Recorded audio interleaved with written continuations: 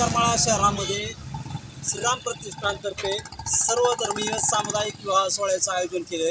या विवाह सोहळ्याचं एक कौतुकास्पद म्हटलं तर या ठिकाणी या सर्वधर्मीय विवाह सोहळ्यासाठी सोलापूर जिल्ह्याचे पालकमंत्री जयकुमार गोरे असतील, तसेच माजी खासदार रणजितसिंह नाईक निंबाळकर हे येणार आहेत। आपण पाहू शकतो की या येणाऱ्या कार्यक्रमानिमित्त करमाळा शहरामध्ये मोठी बॅनरबाजी ही केलेलं चित्र पाहायला मिळते।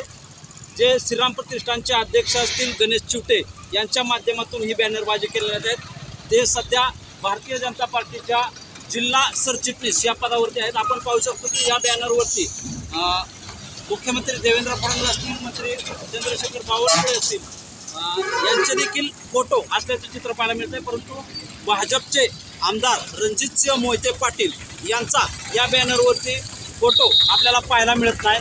संध्याकाळी 5 वाजता हा दौरा होणार असून करमाळा विधानसभा निवडणुकीच्या वेळीस महायुतीचे उमेदवार दिग्विजय बागल यांच्या विरोधात गणेश चिवटे यांनी प्रचार केल्यानंतर त्यांना भारतीय जनता पार्टीतून निष्कासित करण्यात आलं होतं।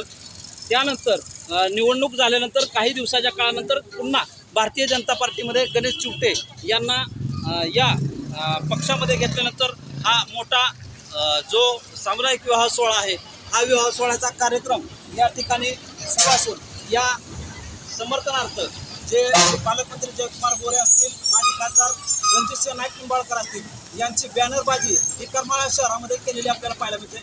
या बॅनरवरती माजी खासदार रणजितसिंह नाईक निंबाळकर असतील, पालकमंत्री जयकुमार गोरे असतील यांनी गोळी मारलेले हाताचे केलेले जे फ्लेक्स आहेत ते फ्लेक्स सध्या करमाळा शहरामध्ये चर्चेचा विषय ठरला आला आहे।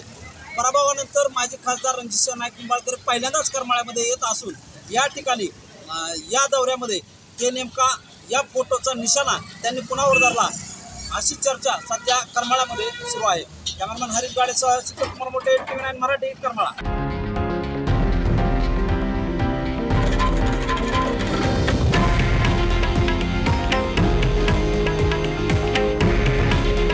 हे आहे देशातील नंबर 1 न्यूज नेटवर्क आणि आपण पाहत आहात TV9 मराठी। काळजी तुमची, हित महाराष्ट्राचं।